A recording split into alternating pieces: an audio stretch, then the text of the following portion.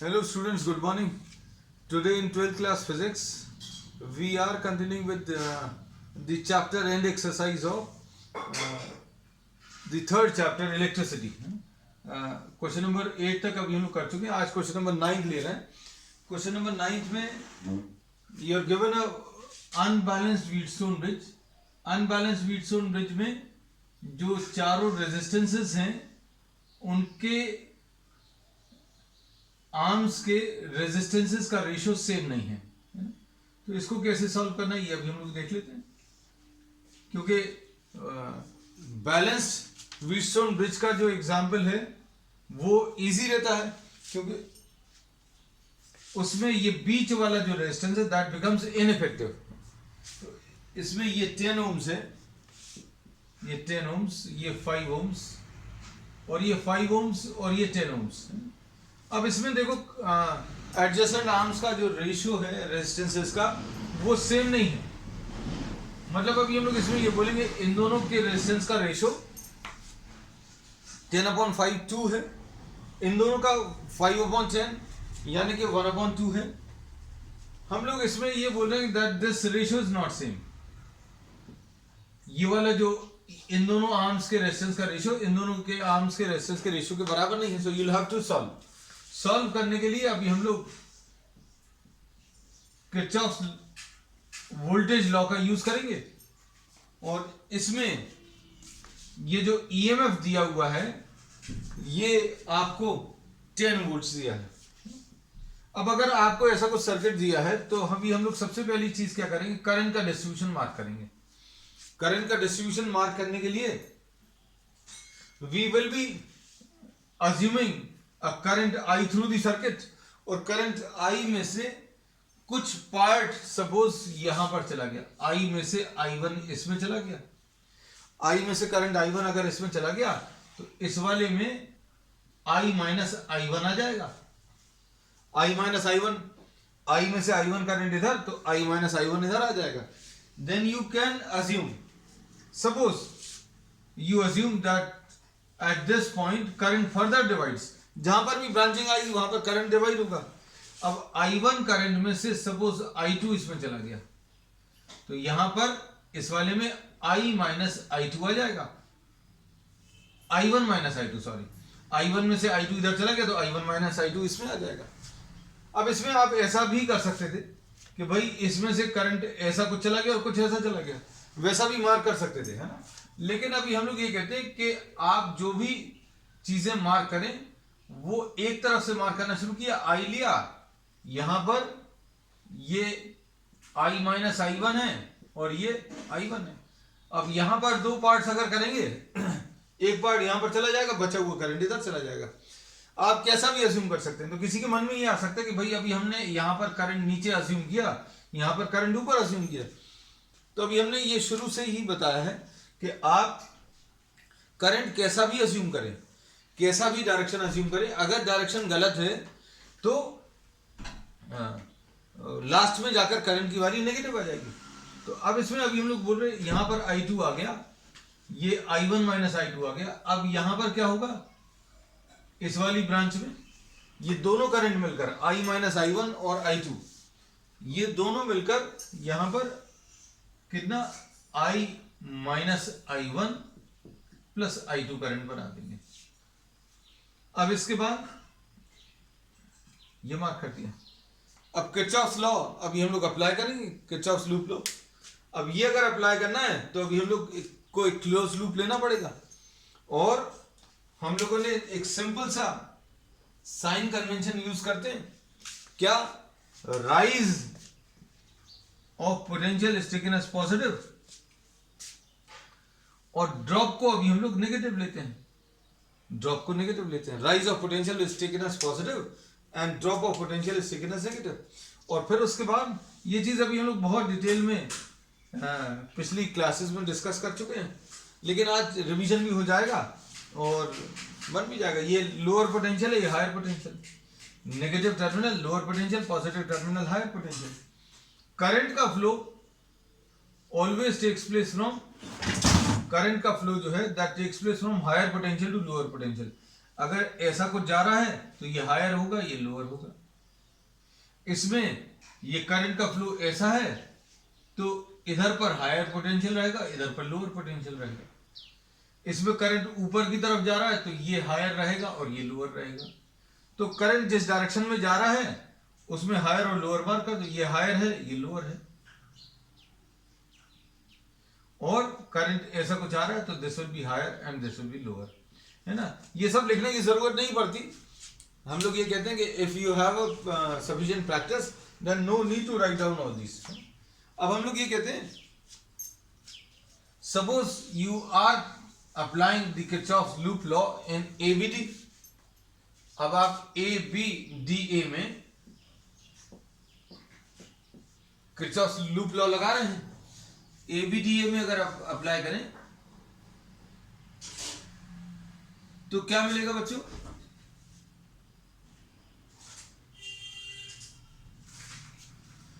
इसमें अभी हम लोग ABDA में अगर अप्लाई करें तो A से B जा रहे हैं, फिर B से D और D से A। मूवमेंट आप याद रखना कैसा मूव कर रहे हैं। अब देखो इसमें आप ऐसा कुछ मूव कर रहे हो, हायर से लोअर, हायर से लोअर मतलब ड्रॉप है, हायर से लोअर में ड्रॉप मतलब क्या आ जाएगा, -I-I1 इंटू R, ये आ गया। फिर इसमें जब आप आ रहे हो A से B गए, B से D आएंगे। अब ऐसे मूव करने में ये देखो लोअर से हायर जा रहे हो, करंट के ऑपोजिट। इसको ऐसा भी याद रख सकते हो कि करंट के ऑपोजिट अगर आप चल रहे हो रेजिस्टेंस है तो प्लस IR, तो plus I2 into 5, I2 into 5। Lower से higher, you are moving lower to higher मतलब राइज है। ये लोअर हायर इसलिए पहले मार्क कर लेते हैं, जिन लोगों को प्रैक्टिस नहीं है वो लोग स्टार्टिंग में ऐसा कर सकते हैं। फिर इसमें करंट के ऑपोजिट डायरेक्शन में लोअर से हायर प्लस I1 इंटू 5। तो अब इसको अगर आप सिंप्लीफाई करें तो क्या आ जाएगा बच्चों? इसको सॉल्व करने पर ये आ जाएगा -10I plus 10I1 plus 5I2 plus 5I1 is equal to 0। अब इसमें ये दोनों कंबाइन हो जाएंगे, 15I1 minus 10I plus 5I2 is equal to 0। अब ये पूरी इक्वेशन 5 से डिवाइड हो जाएगी, है ना। तो कितना आ जाएगा? 3I1 minus 2I plus I2 is equal to 0। तो ये फर्स्ट इक्वेशन आ गई, है ना। इसको मार्क करके रख लेना। अब ये कितना मिलेगा अभी हम लोग इसको सॉल्व करने पर? So we are writing this equation somewhere here. ABDA में जो मिला है 3I1 minus 2I plus I2 is equal to 0। So this is equation number 1। हम इसको रफ कर दे रहे हैं।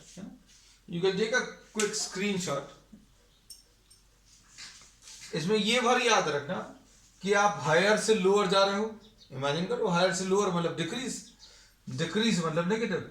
तो इसको अभी हम लोग ऐसा सिंपल और सिंपल तरीके से याद रख सकते हैं कि आपके चलने का डायरेक्शन और करंट का डायरेक्शन अगर एक ही है, चलने का डायरेक्शन और करंट का डायरेक्शन एक ही है तो -IR, तो इसमें -IR आएगा। इसमें आप ऐसा चल रहे हो, करंट ऐसा है, ऑपोजिट डायरेक्शन में चल रहे हो तो +IR।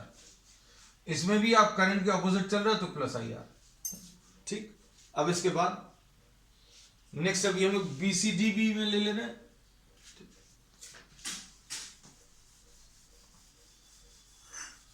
ये थोड़ा सा लेंथी क्वेश्चन है ना। इट विल टेक टाइम, चिंता मत करना, लेकिन बहुत सारे कॉन्सेप्ट्स रिवाइज भी हो जाएंगे।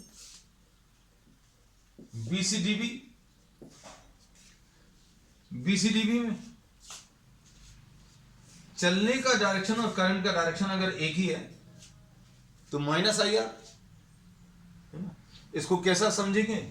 हायर से लोअर, हायर से लोअर मतलब डिक्रीज, डिक्रीज मतलब माइनस। हम लोग इसको सिंपल भाषा में चलने का डायरेक्शन और करंट का डायरेक्शन एक ही है इसलिए -IR। I minus I1 plus I2 into R. चलने का डायरेक्शन और करंट का डायरेक्शन अगर एक ही है तो हम लोग potential drop minus I R लिखते हैं। अब ऐसा कुछ चल रहा है, चलने का डायरेक्शन और करंट इसमें ऐसा आ रहा है और हम लोग ऐसा चल रहे हैं, तो करंट के अपोजिट डायरेक्शन में चल रहे हैं। करंट के अपोजिट डायरेक्शन में चल रहे हैं तो प्लस लिखिए, करंट ऐसा आ रहा है और अभी हम लोग बी सी डी बी ऐसा कुछ ट्रैवल कर रहे हैं, तो plus I1 minus I2 into 10। ये कुछ नया साइन कन्वेंशन नहीं है, हमने यही बोला कि आप ऐसा चलते समय लोअर से हायर जा रहे हैं। देखो ये लोअर लिखा है, ये हायर लिखा है। लोअर से हायर अगर आप जा रहे हो, लोअर से हायर मतलब राइज, राइज मतलब प्लस आई आर, तो प्लस आई आर लिख लिया। अब इसके बाद चलने का डायरेक्शन और करंट का डायरेक्शन सेम है, चलने का डायरेक्शन और करंट का डायरेक्शन सेम है, तो minus I R minus I2 into 5 ऐसा कुछ आएगा। और इसमें अभी हम लोग क्या बोलेंगे कि हायर से लोअर जा रहे हैं। ये देखो जब आप ऐसा कुछ ट्रैवल कर रहे हो तो हायर से लोअर मतलब डिक्रीज है ना, डिक्रीज मतलब माइनस। साइन कन्वेंशन केवल एक ही है ना, राइज को प्लस और ड्रॉप को माइनस, है ना। तो कई बार हायर और लोअर नहीं लिखना है, एच और एल नहीं लिखना है, तो सिंपल रेजिस्टेंस के लिए तो अभी उन्होंने बहुत सिंपल बता दिया भाई, करंट की डायरेक्शन में चल रहे हो तो माइनस आई आर लिखना। अगर आप ऐसे चल रहे हो करंट ऑपोजिट डायरेक्शन में आ रहा है तो प्लस आई आर, क्योंकि उसमें ऑपोजिट डायरेक्शन में चलने में क्या होगा, ये देखो आप इसमें ऑपोजिट डायरेक्शन में जब आप चल रहे हो तो लोअर से हायर जाते हो। आप ऐसे अगर कुछ चल रहे हो, करंट ऐसा जा रहा है तो आपका चलने का डायरेक्शन लोअर से हायर, लोअर टू हायर मतलब पॉजिटिव। तो अभी हमने सिंपल चीज क्या बोल दी कि ट्रैवल का डायरेक्शन और करंट का डायरेक्शन अगर सेम है तो माइनस आई आर। दूसरा अपने आप बना लोगे, ट्रैवल का डायरेक्शन और करंट का डायरेक्शन अगर ऑपोजिट है तो प्लस आई आर। बच्चों साइन कन्वेंशन कुछ भी आप फॉलो कर सकते हैं, क्योंकि साइन कन्वेंशन जो है एक टूल है to ease out the calculation sir. तो इसमें कंफ्यूजन बिल्कुल मत रखना कि किसी ने कुछ और बताया, हमने कुछ और बताया। You can solve this by any method. अब इसके बाद नेक्स्ट इसमें इसको सिंप्लीफाई करो।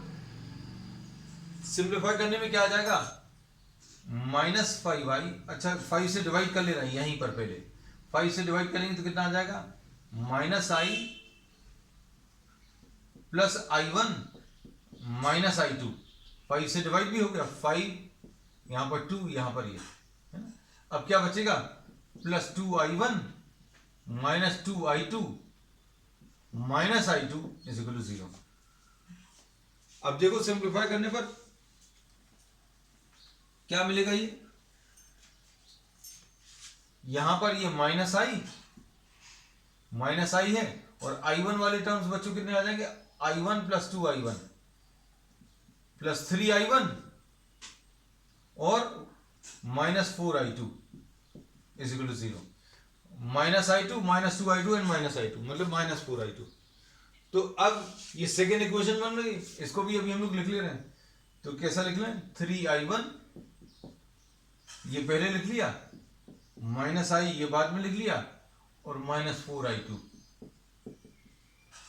ये सेकेंड इक्वेशन है ना। अब 3 अननोन्स है तो आपको 3 एटलीस्ट तो वेरिएबल्स 3 इक्वेशंस लेनी पड़ेंगी, 3 लूप लेने पड़ेंगे है ना। तो अब इसको रब कर देना।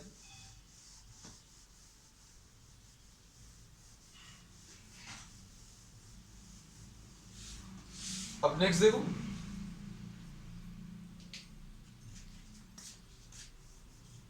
हम लोग अब नेक्स्ट जो लूप ले रहे हैं वो ये वाला, देखना ध्यान से, ये वाला ऐसा कुछ ट्रैवल कर रहे हैं, यहां से ऐसा कुछ ट्रैवल कर रहे हैं। अब देखो इसमें क्या बोलेंगे, हायर से लोअर जा रहे हैं, आप ट्रैवल ऐसा कर रहे हो, हायर से लोअर मतलब डिक्रीज, डिक्रीज मतलब माइनस I1 इंटू 5। लूप लिखते हैं ADC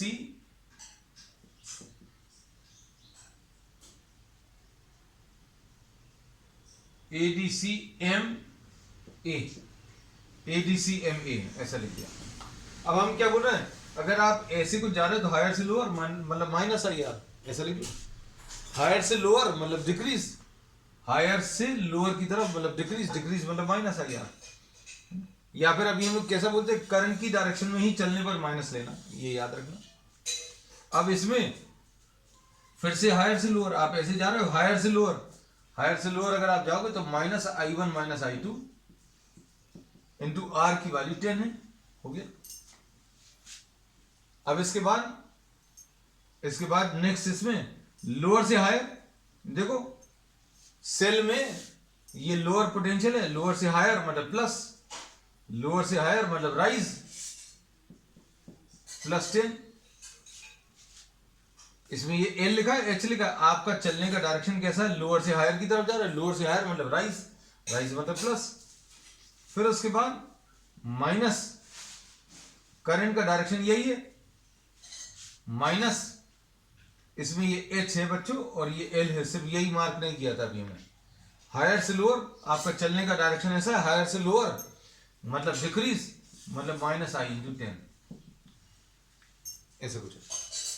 अब क्या करोगे, माइनस 5I1, 5 से डिवाइड हो रहा है ये भी है, तो 5 से डिवाइड कर दो तो क्या आ जाएगा, minus I1 minus I2 into 2 plus 2 is equal to 0। अब इसको सिंप्लीफाई कर लो बच्चों, क्या कितना आ रहा है, ये minus I1 minus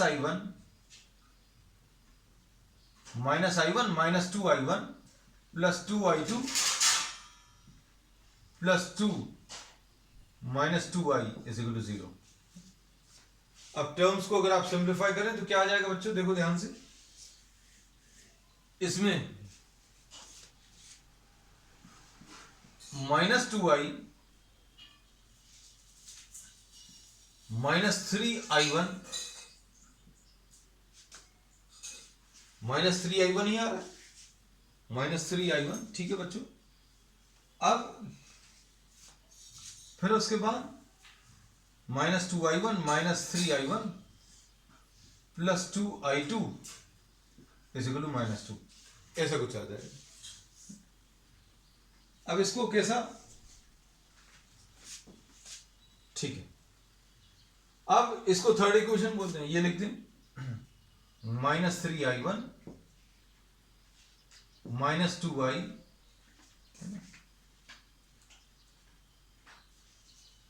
plus 2I2 is equal to minus 2, ये third equation. So we have written down all the equations, equations को अच्छे से देख लो बेटा। अब इसमें किस किस को सॉल्व कर सकते हैं, इसमें अभी हम लोग इन तीनों इक्वेशंस को सॉल्व करके I1 और I2 की वैल्यूज निकालनी है। अब I1 और I2 निकालने के लिए देखो बहुत सिंपल सी चीज अभी हम लोग कर सकते हैं कि I1 अभी आप पूरे में से रिमूव कर सकते हो, ध्यान से देखना, I1 पूरे में से रिमूव होगा, है ना। कैसे रिमूव होगा बच्चों, फर्स्ट इक्वेशन प्लस थर्ड कर लो, फर्स्ट और थर्ड ऐड करो तो I1 कैंसिल हो जाएगा। फिर उसके बाद सेकेंड प्लस थर्ड भी कर सकते हैं, लिखकर बता दे रहे हैं। फर्स्ट और थर्ड अगर आप ऐड करो तो 3I1 minus 2I plus I2 is equal to 0। Third वाली इक्वेशन बच्चों क्या गई, minus 3I1 minus 2I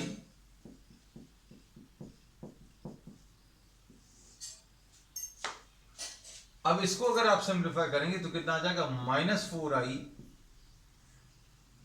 plus 3I2 is equal to minus 2,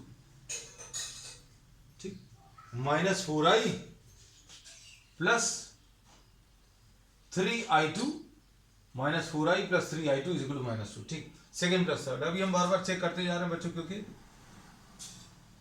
जरा सी भी आप गलती करेंगे तो पूरा गलत हो जाएगा, इतनी सारी मेहनत।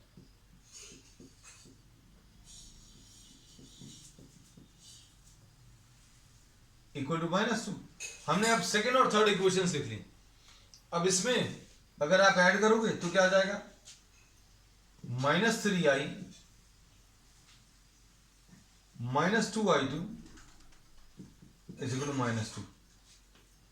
तो इसको अभी हम लोग फोर्थ इक्वेशन बोल दे रहे हैं और इसको फिफ्थ बोल दे रहे हैं, है ना। अब देखो ये दो इक्वेशंस को आपको सिंप्लीफाई करना है। अब इन दोनों इक्वेशंस को सिंप्लीफाई करने में क्या कर सकते हैं, अभी आप इसको प्लस साइन से मल्टीप्लाई कर लो, 3i + 2i2 is equal to 2, है ना। इसको फिफ्थ इक्वेशन बोल दे रहे हैं, इसको हटा माइनस साइन से मल्टीप्लाई करके लिख लिया। अब देखो इन दोनों को अगर सॉल्व करना है तो अब हम लोगों को i1 और i2, अब देखो इसमें i को रिमूव कर लो।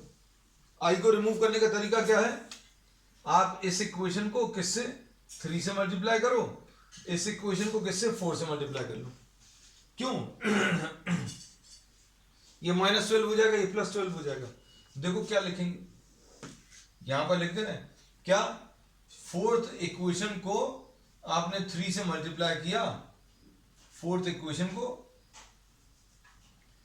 3 से मल्टीप्लाई किया और उसमें क्या चीज ऐड कर दी बच्चों, ये थोड़ा सा दूर लिख देना, फिफ्थ इक्वेशन को 4 से और दोनों को ऐड कर देंगे। देखो 3 से मल्टीप्लाई करें तो कितना आ जाएगा, -12i + 9i2 is equal to -6, ऐसा कुछ है। और यहां पर कितना आ जाएगा 12i + 8i2 is equal to 8 आ गया। बस अब दोनों इक्वेशंस को आप ऐड कर लो। आप इनको ऐड करोगे तो क्या होगा, ये i 12i कैंसिल होगा, 17i2 इज इक्वल टू 2। तो बच्चों i2 की वैल्यू आ गई, ये मेन रिजल्ट है इसलिए ऊपर लिख लिया, i2 is equal to 2/17 amperes. ठीक, अब इसके बाद I करंट अगर आपको निकालना है, I देखो किसी भी एक इक्वेशन में सब्स्टिट्यूट कर दो, हम लोग इसमें सब्स्टिट्यूट कर दे रहे हैं। देखो ध्यान से, 3i + 2 × i2, 2 × i2 की वैल्यू 2/17, ये लिख लिया, इज इक्वल टू 2। तो क्या मिलेगा, 3i इज इक्वल टू 2 - 4/17। तो ये कितना आ जाएगा बच्चों, 34 - 4/17, यानी ये 30/17, 3i की वैल्यू, है ना। तो इससे i की वैल्यू मिल जाएगी, है ना। तो i की वैल्यू कितनी आ जाएगी बच्चों, i will be equal to 10/17, i की वैल्यू 10/17 आ गया। अब इसके बाद अभी हम लोगों को किसकी वैल्यू चाहिए, i2 आ गया, i आ गया। अब हम लोगों को इसमें किसकी, we require the value of i1। तो i1 कैसे मिलेगा,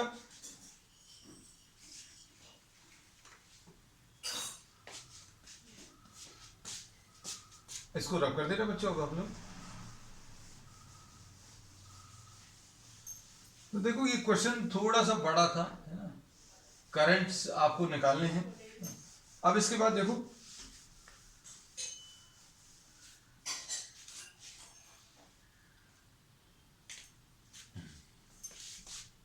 अब इसमें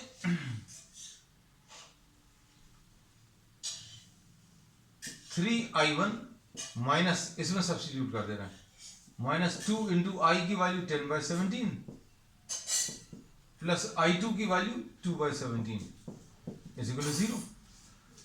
तो ये सॉल्व करने पर 3i1 - 20/17 plus 2/17 is equal to 0। तो 3i1 - 18/17 is equal to 0. So I1 will be equal to 18/17/3, है ना, ऐसा कुछ आ जाएगा। तो ये I1 की वैल्यू 6/17 आ जाएगी, 6/17। अब आपको करंट्स जो है इसमें प्रॉब्लम में क्या पूछा था, determine the current in each branch, है ना। करंट इन ईच ब्रांच आपको बताना, सारा सॉल्व भी करना पड़ेगा आपको, है ना। जैसे करंट इन कौन कौन सी ब्रांच, अभी हम लोगों को पता चल गई एडी ब्रांच का, तो डायरेक्टली आ गया करंट इन एडी ब्रांच। बच्चों किसके बराबर है, करंट इन एडी I1 के बराबर है। तो I1 की वैल्यू कितनी, 6/17, ठीक। उसके बाद current in BD DB branch, ये I2 है, तो ये I2 भी अभी हम लोग डायरेक्टली लिख ले रहे हैं। तो I2 की वैल्यू 2/17, ऐसा कुछ आ गया। अब करंट इन एबी ब्रांच में कितनी है, I माइनस I1, है ना। तो I माइनस I1 यानी कि I कितना है, 10/17 माइनस I1 की वैल्यू यानी ये 4/17 आ गया। एबी ब्रांच में आ गया, एबी में आ गया, इसमें आ गया, इसमें आ गया। अब कौन सा, DC branch, current in DC, DC branch में देखो I1 minus I2, I1 minus I2, I1 minus I2 यानी ये कितना आ जाएगा, 6/17 डीसी ब्रांच में, ये 6/17 माइनस I2 की वैल्यू कितनी है, I1 6/17 और I2 की वैल्यू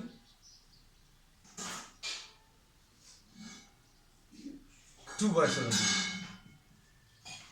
यानी कितना 4/17 आ जाएगा। तो डीसी ब्रांच में करंट मिल गया अभी हम लोगों को।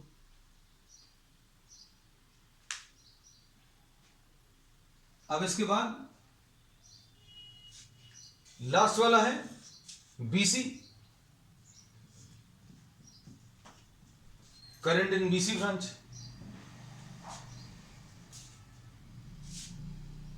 बीसी ब्रांच में कितना है, I minus I1 plus I2। अब I minus I1 plus I2 यानी कि कितना आ जाएगा, 10/17 माइनस I1 6/17 और प्लस I2 यानी 2/17। तो ये कितना आ जाएगा,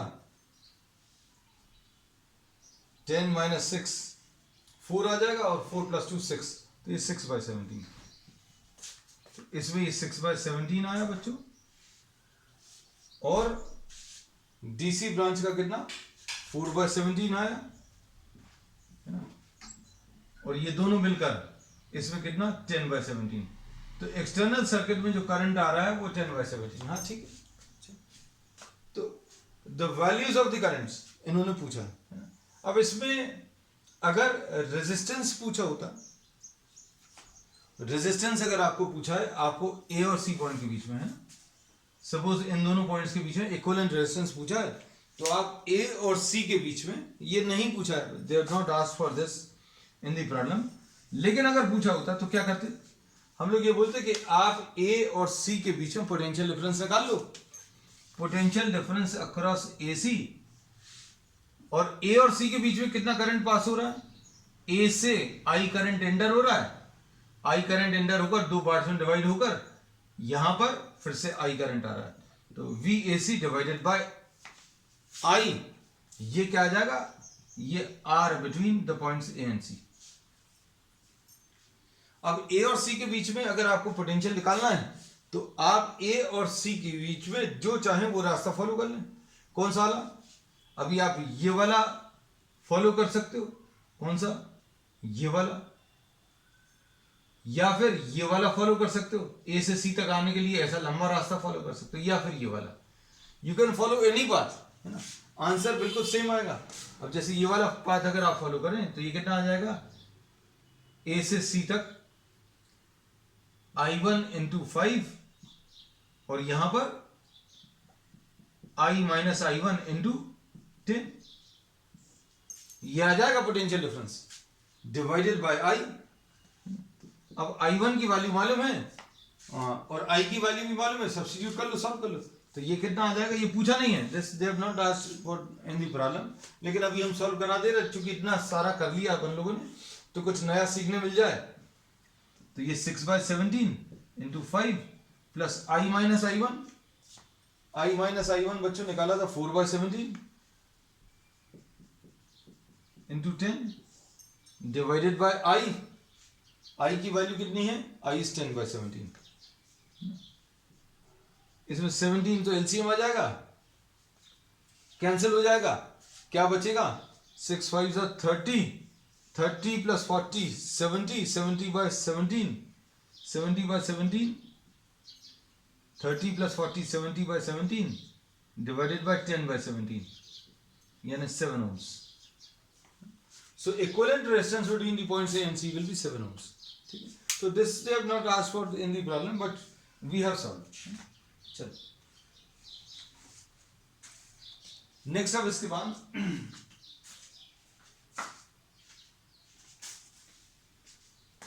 एक क्वेश्चन और ले ले रहे हैं अभी हम लोग।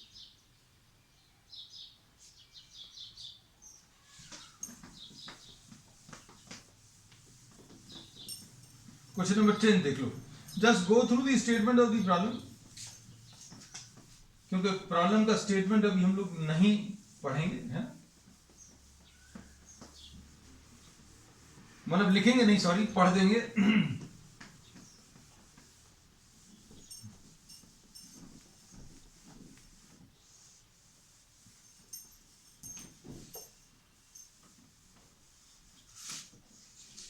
इसमें एक मीटर ब्रिज दिया हुआ है, the balance point is found to be eight